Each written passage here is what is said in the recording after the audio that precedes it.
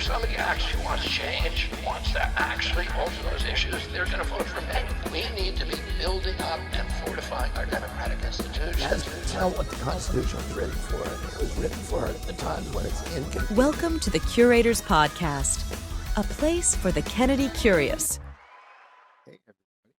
This is Paul, and I am joined by Aaron, Jacqueline, and Jonny. Welcome to the Curators Podcast. We are 24/7 Bobby Kennedy supporters. As you hopefully know by now, Robert F. Kennedy Jr. is the independent candidate in the 2024 election. And we will share with you, the Kennedy curious, why we believe very strongly that Bobby should become the 47th president of this great nation. We are the wide awake, we are the non-programmable, and part of a truly grassroots movement that it's driving its bus right down Main Street, USA. I would like to invite Jonny to give us a JFK quote that encapsulates what we're trying to do here. Well, maybe paraphrasing a bit, but, he said that, without an informed electorate, we don't have a free country. And so, yeah, it's just so important for everyone to, realize how high the stakes are, what are the challenges, and, what are the solutions different people are presenting. So absolutely, Jonny. Thank you. Now, I'd like to open up our discussion this evening by sharing a graph. And this is going to be something worth talking about and getting into the weeds with. This is not something you would bring to a party or to a comedy club. This is a pretty sobering chart. And it says here that in recent years, the average lifespan of a United States resident has declined meaningfully, but that is especially true for those people who do not have college degrees, and we can see the implications there. Compared to other industrialized countries, we are faring far worse, and you can see that chart, guys, right? So I'm going to stop sharing it right now, and I'm going to ask the questions that need to be asked. And those questions are, what's going on? What is happening to our people? And why is this a political problem? Is Bobby Kennedy the solution given his past? And, can he affect the changes necessary to get to the root cause of these issues and turn this problem around, right? What do you guys think? This is scary stuff, right? We're living a lot shorter and shorter time spans in our lives, and it scares me. It scares me. Something's going on. Is it our food supply? Is it other issues? Is our medicine? Is it the fact that we're at each other's throats all the time? What's going on? What do you think? I don't know if there's a bunch of stuff happening for sure. But one of the things that I think is most fascinating is you kind of look over the span of the last, 100 years of the United States. It seems like one of the things that has happened is the degradation of our money. And I always bring it back to that and start it there because people can afford less. They make different choices. So one of those choices is food. One of those choices is medicine. One of those choices is, two people going back to work in a household that used to be able to just support and buy things with one person working in the home. All that seems to have an impact on our ability to stay healthy. And, I just think that's one of the things we don't take care of ourselves. We're overly stressed people because we're fighting really hard to afford the things we need and want. It's not just about wants, and that graph's pretty demonstrating of that. It's just about surviving.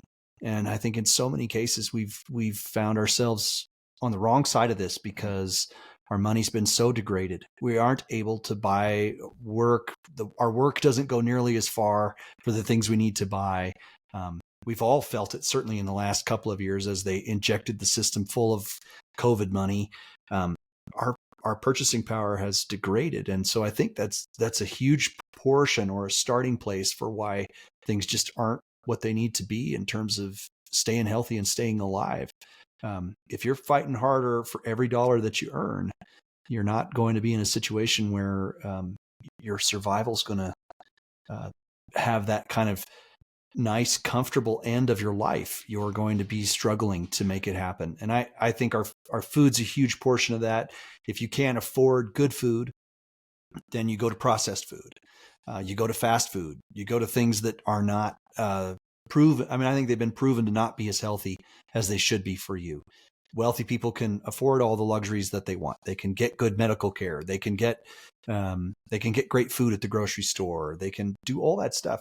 And impoverished people, middle class people even, are starting to find themselves having to eat things that aren't as good for themselves. And then we go to the doctor on the other side of it, and all he does is end up promoting some pharmaceutical solution to that, where we take a pill for the things that we aren't healthy or feeling good about, rather than trying to figure out what is actually happening inside the system. So that's where I'd say it starts, but other people might have a different opinion too. Well, Aaron, you're making a great point that this is at least as much an economic problem as it is anything else. And we had when we had COVID and over $4 trillion was printed, we know that money was shifted massively up to the top 0.1%. There was a huge shift upward. The rest of us are paying with that in the form of inflation. It has occurred just during that time frame.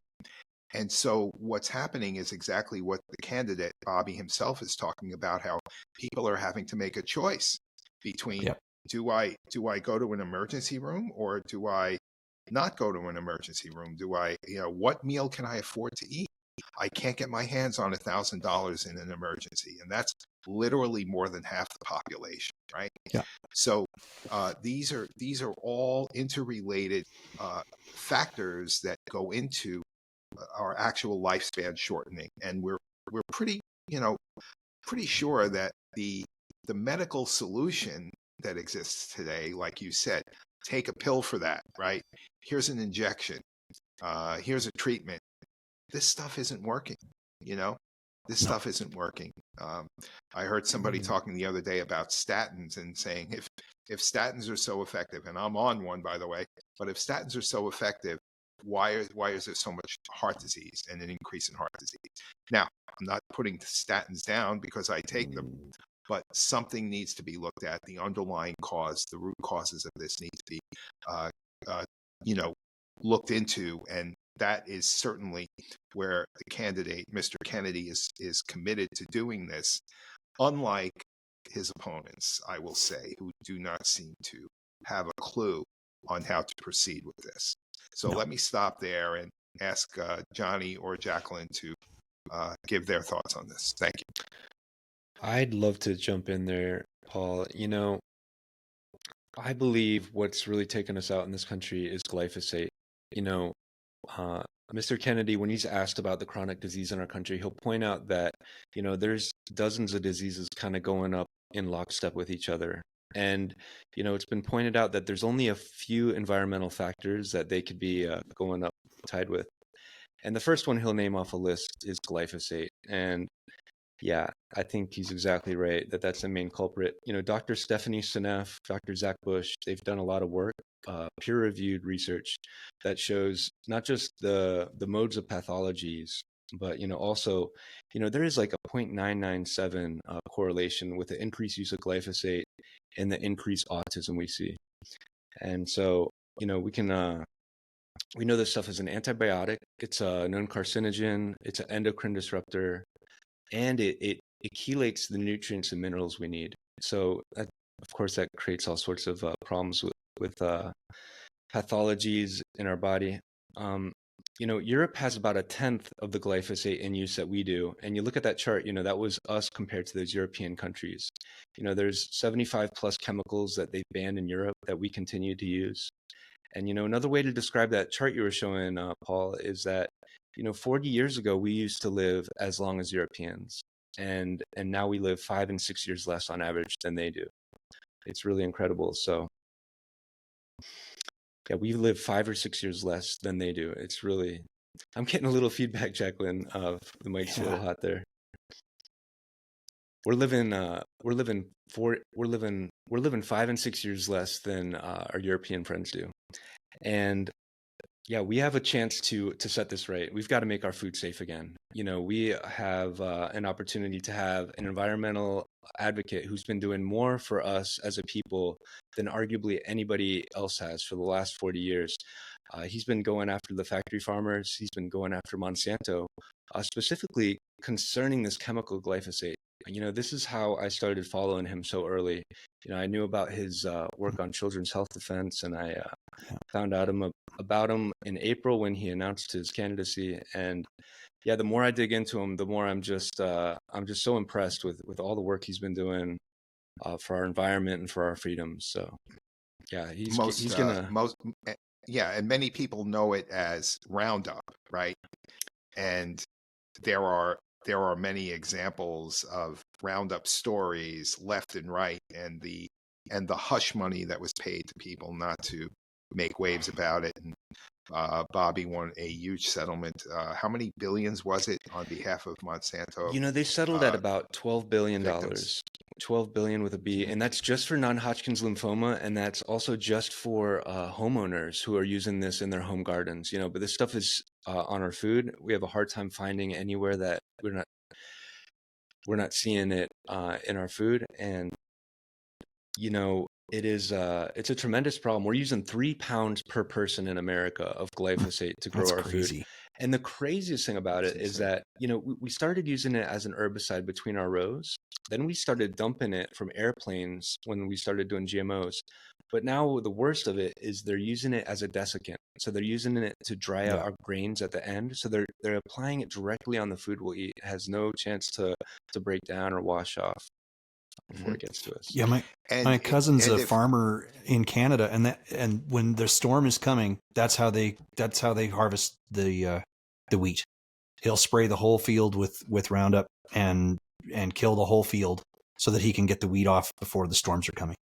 So I mean that's a real thing, and he's more than happy to tell you that that's how they do it. It's crazy. And this is a situation where economically it's advantageous to companies to spray more of this, because if a little Roundup gives you this much benefit, a lot of Roundup will give you that much more. And they're not really doing the long-term studies to determine what the effects are.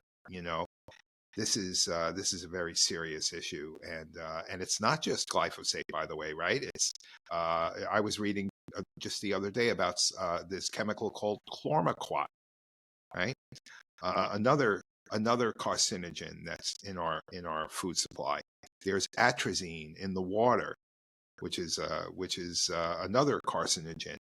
And so we and politicians are involved in this because their legislation is more and more lenient to the corporations that are force feeding this upon the population, the small businesses, and the consequences are that the average person who can't afford the organic or the quality food is subject to this poisonous intake, right?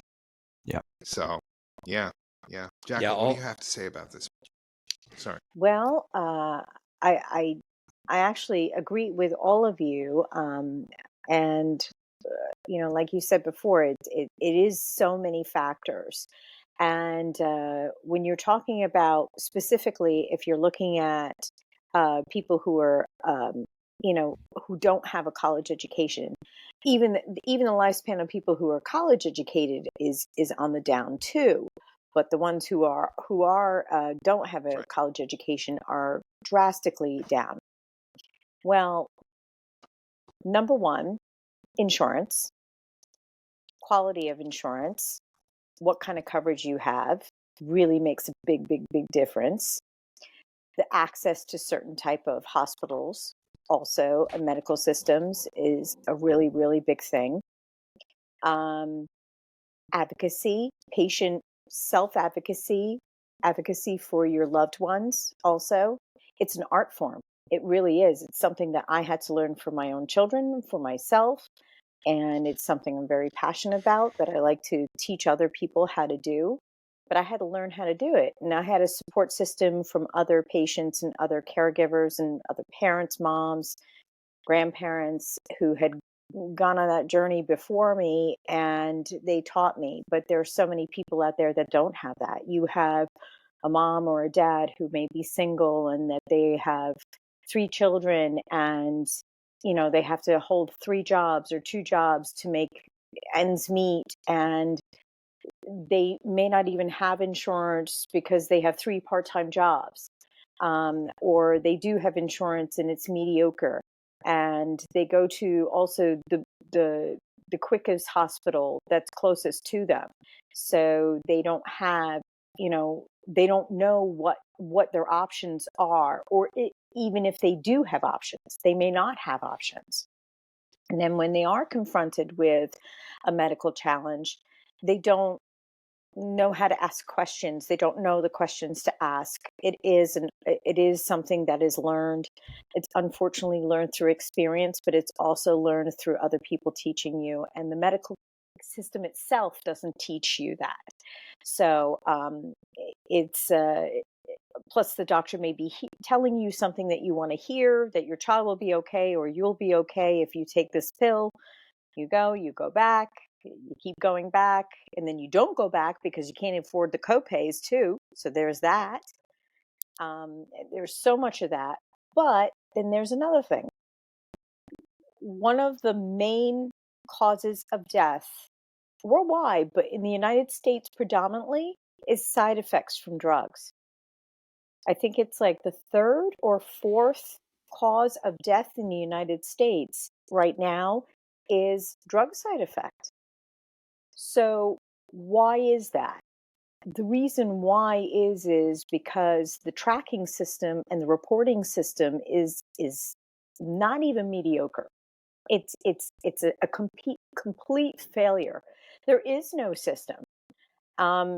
When you go to see your doctor, they'll ask you, they gave you a drug, how did you do, that kind of thing.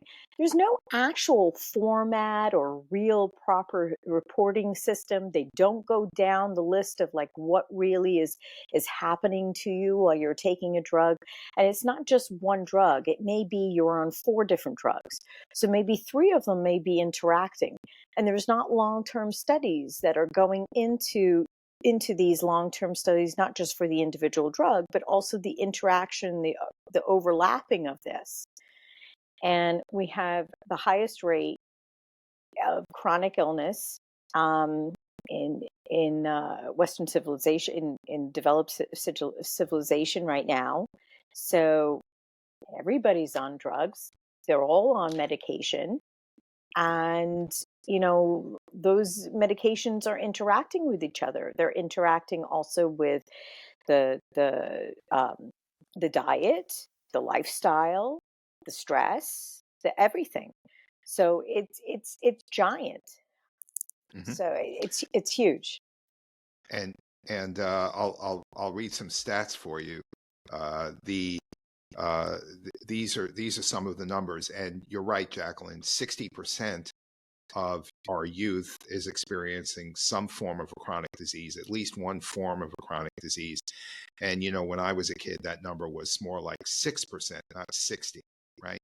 Yeah. Today we're looking at 4 in 10 kids with depression, 1 in 5, at least 1 in 5 with obesity, 1 in 5 with suicidal thoughts, 1 in 6 with developmental disorders, 1 in 10 with anxiety, and it goes on. Food allergies, autism, asthma, ADHD, and of course cancer. And so the industry, in lining their own pockets, are chasing these symptoms, and we're not being treated first and foremost as the patient, but it's more like a profit model being thrown at us. And I would make the argument we, the people, are being turned into lab rats for their agenda of profit and power. Again, this is not just about the pharmaceutical companies. This is about the agencies that are in cahoots with them.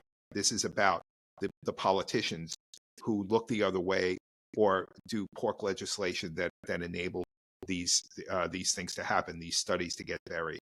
So there's a lot going on here, and it's been creeping and a creep effect over a period of decades. And so here we are. It's who was it? Mark Twain that said, it's easier to fool somebody than it is to convince them that they've been fooled.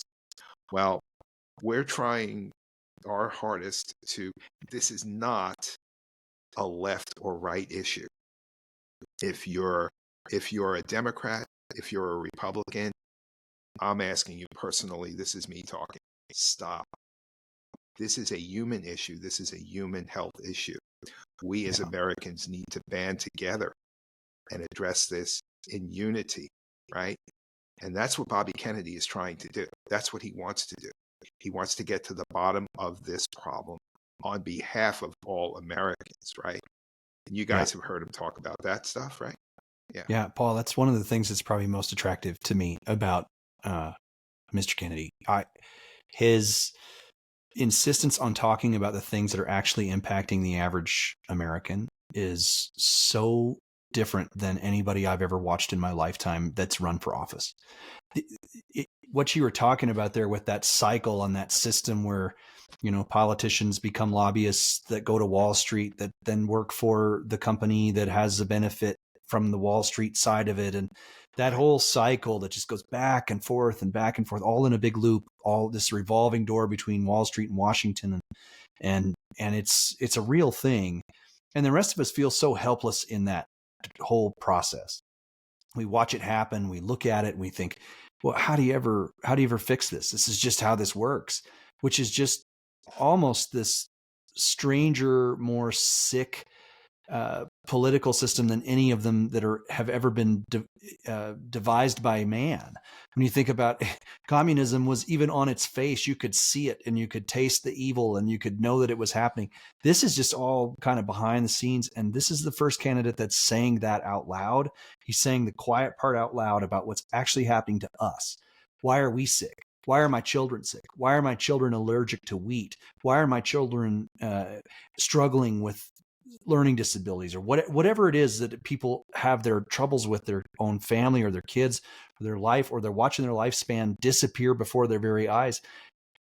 Mr. Kennedy's talking about that stuff. And I think that's just so compelling on such a different level than all the other nonsense we've been presented as politics, in our life.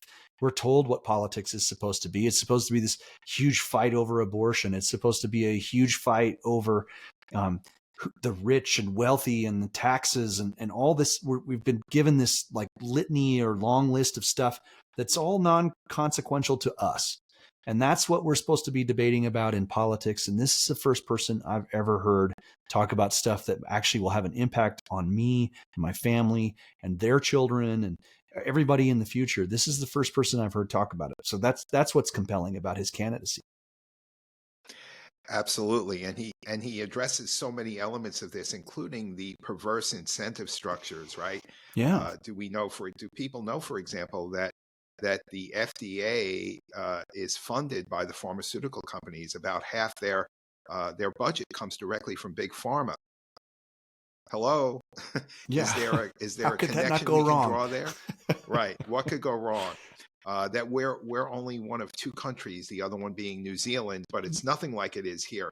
We're only one of two countries that allows pharmaceutical companies to advertise on television. And boy, oh boy, do they advertise.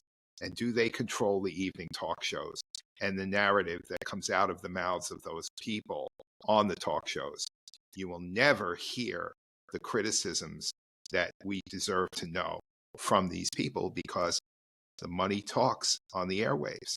Yeah. And that's part of a bigger propaganda play from this industry, right?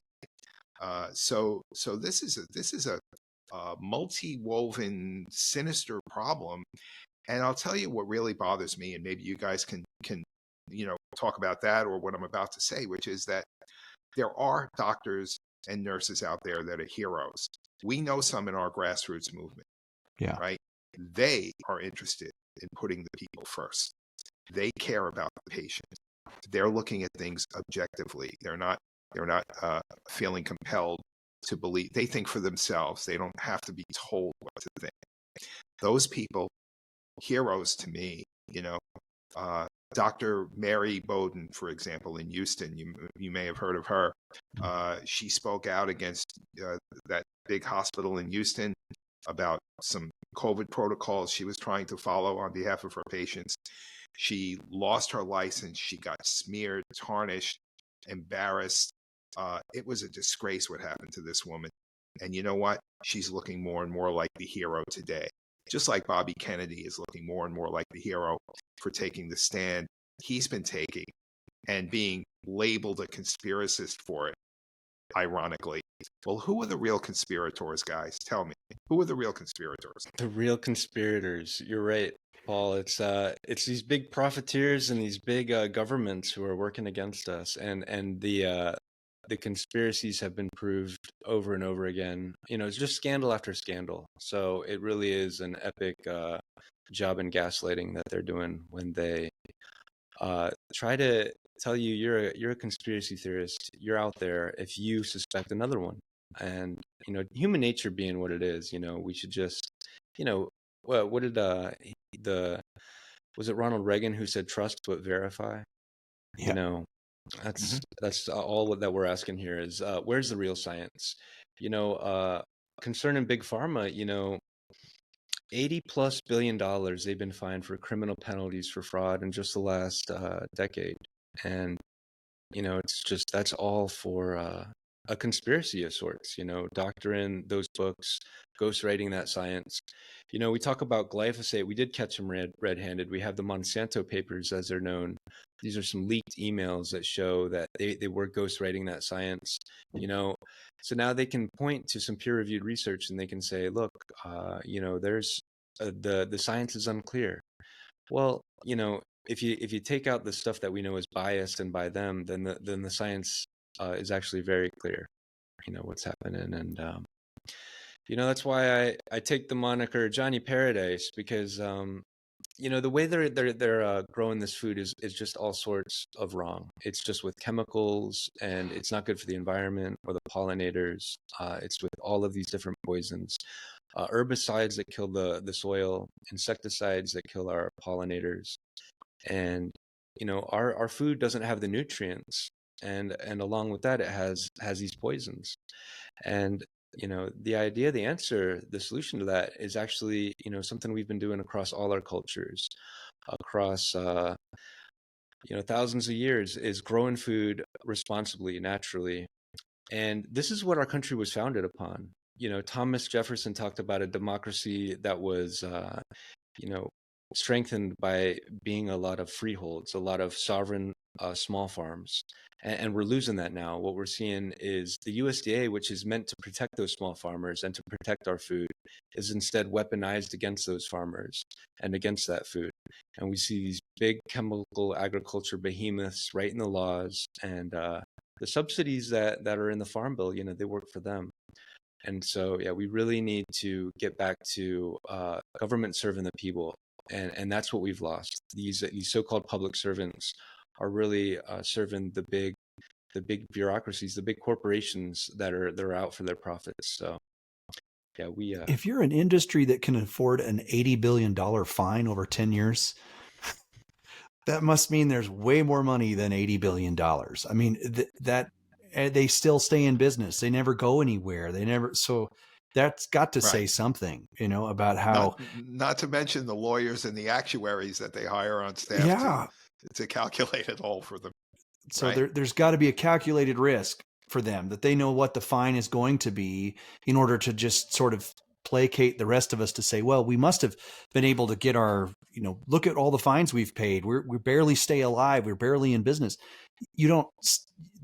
There's got to be somebody calculating how much each fine is going to be worth in relationship to the drug that they're going to put out, or the pesticide that they're going to put out, or all of that's got to be calculated to the point at which they know that they can afford the fine. That's crazy to think that somebody could afford $80 billion in fines and still kind of thrive through the last little deal. But if you watch, the pharmaceutical companies made a killing during, no pun intended, during COVID. They made a fortune on the drugs and the vaccines and everything else that they did. I don't know why anybody isn't suspicious of that, and at least asking that question to say, what if that's the case? And those are the kind of dollars that we made off of a pandemic. We've got to at least ask those questions about our food and about our medicine and about the things, all those institutions that we used to know that we should trust, can't trust them any longer. Aaron, you make a great point there about the fines. And what I've seen when I look at each of these scandals is that the fines for each one is just a portion, just a fraction, usually less than half of how much the profits were that they made with each of these scandals. So yeah, it should be as much as they were making and then some to really punish them. But instead, right, it doesn't even approach half of what they were making. They have no consequence for it at that point. It's a cost of doing business. That's ridiculous. It should not be how it goes. This is not. Go ahead, Jacqueline. I'm sorry. Yes. Jonny, like you said, it's human nature. I think of if you can do it, someone's gonna do it. Someone's gonna try to get away with it. So if you can get away with it, someone's gonna try. And as I mentioned before, the side effects of it, they're not tracked properly. So how do they even know what's wrong? So if they're not even tracking these side effects of the medications that are out there, how do they even know? My kids started a medication that is incredible, and I'm very, very grateful for it. It literally it's giving them possibly decades onto their life span. I mean, how could you can only celebrate something like that. But when my son in particular started taking this medication, he has mental health issues from the trauma that he had endured medically, but his anxiety level went through the roof to the point that he couldn't function at all.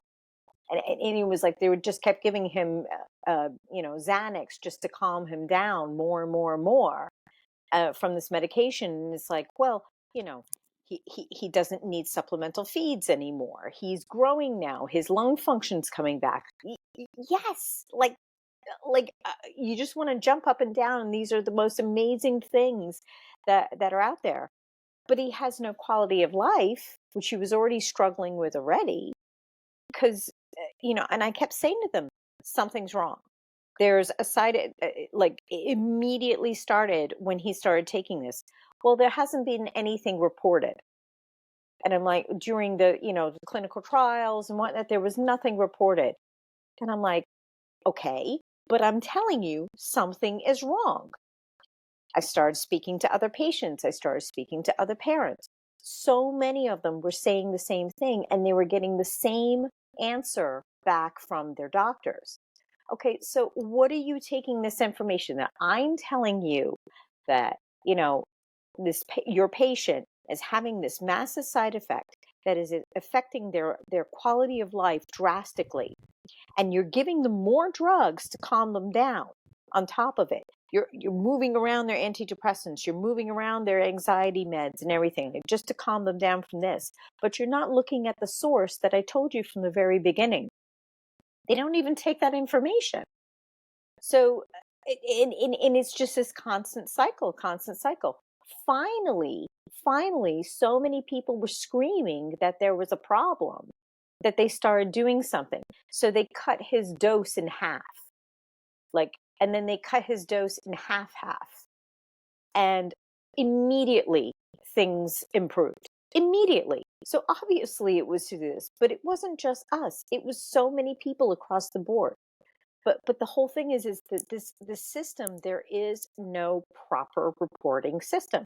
There's the VAERS system. There's some other systems that are out there, but it's not manageable. It's not adhered to. No one's really doing it. And then the pharmaceutical companies turn around and say, well, it's not a very good system, so we can't use it as a source. Well, then what are you using? Why aren't you creating a source? So you use that as an excuse? Yeah, it's not that good. Well, it speaks to your point, Paul. We are the experiment. I mean, that's what you become. You become the experiment. You're the ones that the test is happening in real time. And if you knew that, and if somebody said that and disclosed that to you, then you would have at least informed consent about what you are becoming. But you don't even have that. They'll give you a long sheet of something, and in some cases, there's no evidence even in the sheet of what the side effects are or anything that's happening there. But that's your informed consent. If a doctor told you, we don't know anything about this, Jacqueline, but here's what we think could happen. We think that good things might happen for your children in terms of longevity and lifetime stuff, but there's going to be all of this stuff that we don't know. Are you still willing to do it? You may still make that choice. Your child Absolutely. still may make that choice, but then at least there's a reciprocal answer that it's not just perfection that came in the first dose. There's an opportunity to fix that and change that and do something about it. Maybe there's something that you could at least know that you're both participating in that clinical trial, which is what's happening in Right. real time. Yeah. And Yeah. and You're and exactly right. the fundamental issue with your children, Jacqueline, is CF, which is a genetic disorder, correct? Which is Correct. very different from a lot of the medicine that we're talking Yeah. about and treating today, right?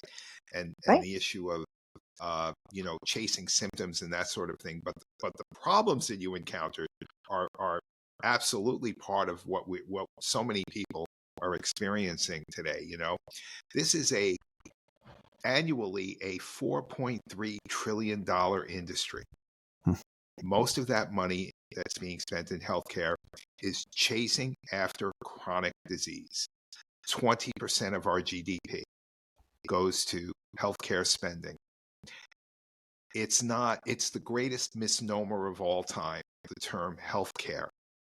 Okay, they are not in the wellness business. They are better off when it comes to this. They are much better off when we're sick. So is it genuinely in their interest to make us well? I'm not saying no. I think there are many success stories out there where medicines do, countless in fact, do work and people get well from using medicines.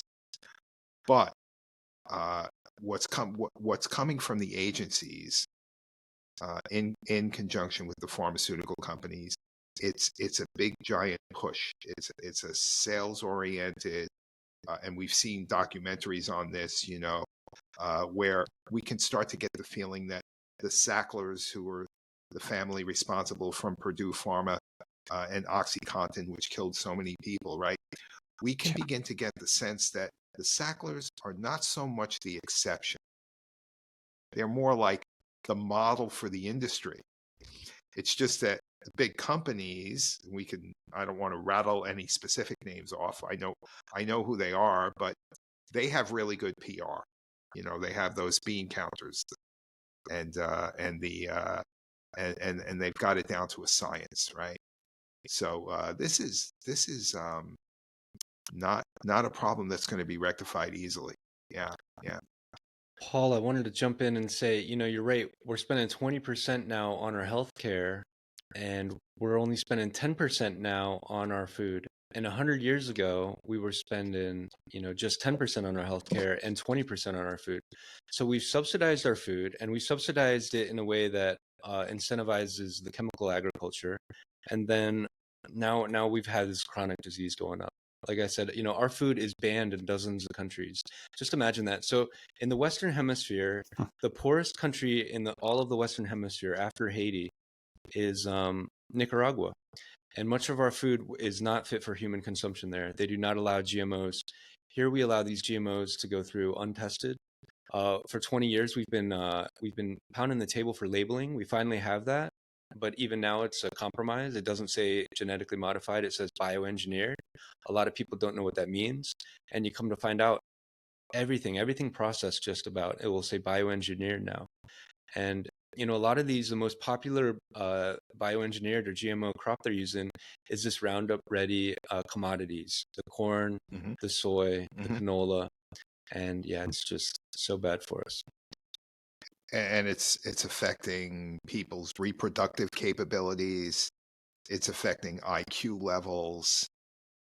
It's causing tumors that we aren't being told about.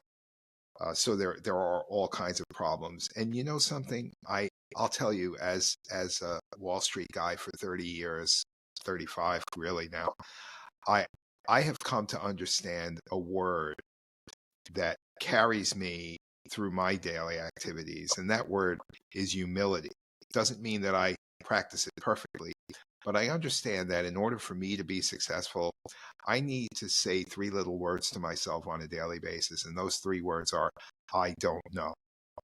And I think the medical profession really could use a course, a real serious course in the concept of humility, because I see a lot of hubris in the industry, where the likelihood is that the science in healthcare knows maybe 2% of all there is to know about the human body when you really get down to it. Who knows what that number is? Maybe it's 3%. We don't know. But they walk around like they know 92%, and they prescribe solutions as if they know the answer when they really don't know the answer, or they don't understand the complexity of what's involved. And that that again leaves us, we the people, in a very precarious situation. And tying it back to the candidate again, Bobby Kennedy has had this sort of innate suspicion about this all along, his entire life, right? And he talks about this as being a form of pollution. You guys have heard this, right? Yep. Environmental pollution, medical pollution, and the companies are not being made responsible to clean up after themselves, to to bear the cost of doing the right thing. That's on the taxpayer, right? So privatize the gains, socialize the losses. Not a very good model for what capitalism was intended for. And Bobby says that capitalism is really meant to be harnessed to a social purpose. What we've had in recent years is more like financialization, a zero-sum game, that massive shift of wealth upward, and that includes not just financial, but health and well-being. The top 1/10 of 1%, they're not experiencing any issues. It's the rest of us that are taking the hit for it, right? So, what concluding thoughts do we want to share this evening, guys? Jonny, what do you have to say? You got some stuff. I just go back to what's more important than the health of us and our loved ones. I think that's foundational. We talk about this being a 1776 moment, that we need to declare our independence. And yeah, all food should be safe. And it's not, and there's no discussion about it. So, Paul, you nailed it. You talk about the media and how, they don't report on medicine. They're taking, Mr. Kennedy says, up to 70% of the nightly news budget, the nightly news advertising, is paid by Big Pharma. And what does that buy them? It's not buying them their ads that they're selling on TV. Well, it is, but what they're really after is that narrative that they're crafting so that they won't speak against their sponsors. And, we see the same thing with all of these conglomerates, right? So who owns Monsanto, who we've been talking about tonight, this herbicide that's in so much of our food? Well, Bayer bought Monsanto recently. So they vertically integrated now, what's harming us. And then now, they're selling us the remedies rather than the cures to just deal with our symptoms. And yeah, this is not just the last 6 years or last 5 years on the end of our lives that we're losing, that we're lousy anyways. No, it's all we can be right now for us and for all our loved ones. And so we're really losing a lot. It's a big sacrifice that they're taking from us. And so, yeah, I'm just so thankful for Mr. Kennedy, for what he's been doing for 40 years, what he's doing now, raising awareness about this issue. And yeah, guys, let's make all food safe again. Love it. Want to encourage anyone and everyone to go to the website kennedy24.com, click on the word about, and you will see a long resume of accomplishments from our candidate who, and Jonny will tell you this as well, has literally done more for Americans over the last 40 to 50 years than any other person, period. End of story. his track record is truly remarkable and truly humanitarian and truly heroic. Yeah. Absolutely, Paul. Yeah, a lot of people sort of have this conversation, well, he's never been a politician. Why would we want to have somebody that isn't familiar with Washington, isn't familiar with how it works? Why would we want that person in there? You sort of have this conversation about Donald Trump and what had happened in the last round. And, that was just this guy that didn't know anything. He's kind of a wrecking ball and the whole deal. I think it is so imperative at this moment that you actually have somebody who understands all of the stuff that's going on in the background with all of the agencies and the bureaucracies and the alphabet letter people that are always running our show. There's so many great stories about, the CIA and the FBI and all these different places that say, we don't really care who the president is. We're going to keep running the show because we run the show. This is a person who's actually saying that these agencies have to be held accountable. That's the first person that's actually using that language. Talking about the swamp and all of these different things. Reality is there's some people that are in Washington that really do run the show, that tell how the whole system works because they've profited from it for their whole life. Both the politician, the bureaucrat, the insider that goes to Wall Street, all of those people have benefited so tremendously over the course of time. Mr. Kennedy's the first one that I've heard actually like surgically talking about how to remove those folks because he's had to battle them. All of these years, he's understood what's gone on in the background, and yeah, it's a real thing that's actually going on in terms of how do you address what's actually corrupting our entire government, our entire political system, our entire ability to be free market individuals. He's the only one talking about that stuff, and I think it's important that somebody like that is the next person that's actually leading the ship.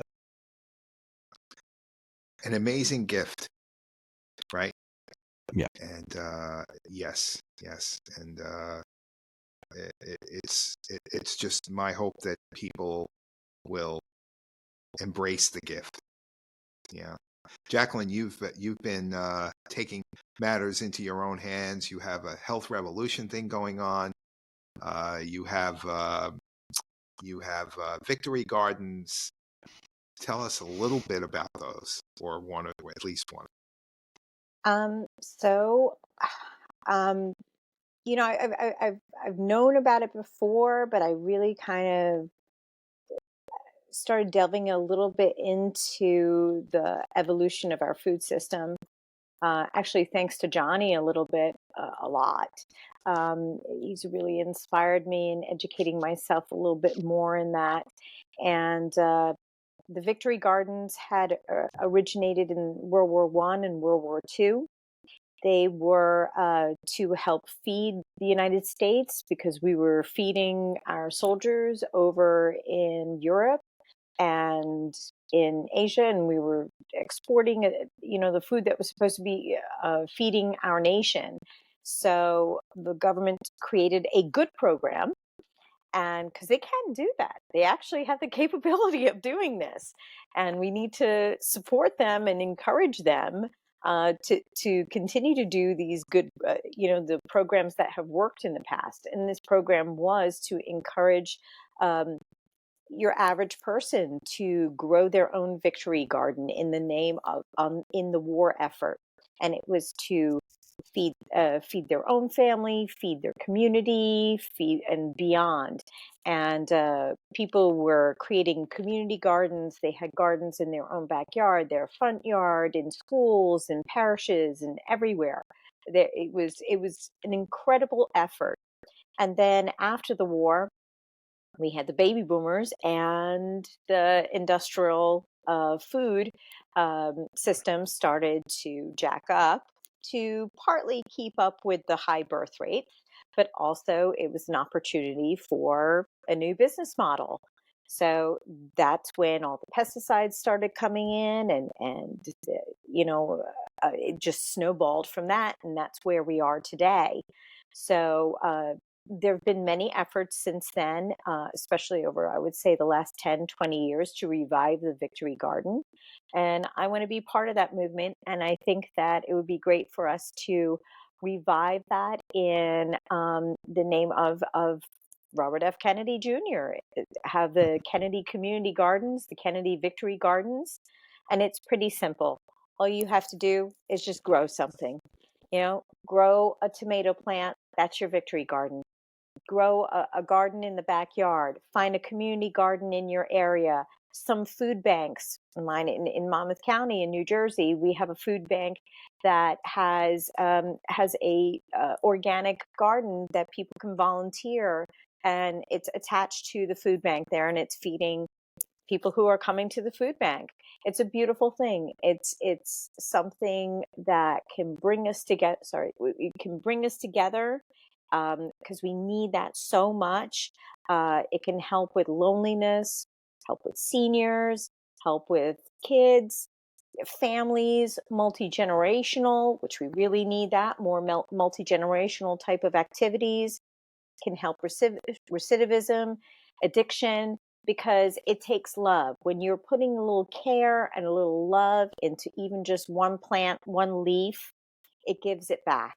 And it's back and forth and back and forth. And then, so let's just do this, and let's do this in honor of the work that Kennedy has committed to our environment and to our health, that he has succeeded in and will continue to succeed in, as president and as our future president. Well, that's awesome. And I love that you use the word love in there, because yes, that is what the world needs. Kind of the fundamental guiding spiritual principle of Mr. Kennedy is found in that 4-letter word. And it doesn't get any more grassroots than that, does it? What you're describing? I mean, it's that sense of community and a return to, our true natures, right? And and maybe a little bit of a rejection of the big industrial. No glyphosate allowed in that tomato garden, right, Jacqueline? Yeah, right. No. That's Not No at all. Roundup. You know what I heard Bobby say before? Just the other day, he was doing a piece. I can't believe there's only one of him, by the way. That like I see him on so many so many podcasts.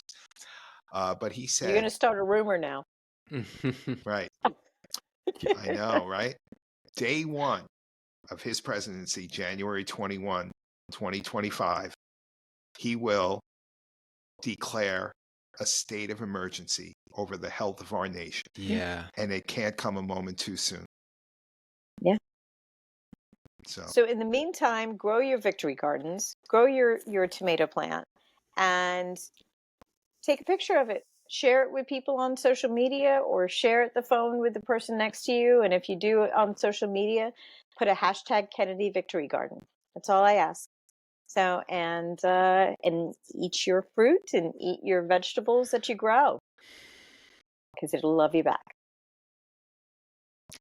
And let's think about our next president as being somebody who says the following: I don't want to know what side you're on. I want to know what you care about. And that's the man I want. So, okay, guys? Well said, Paul. Thank you. Yep. Thank you very much. Thank you. God bless, and we'll see you guys next time. Sounds great. All right.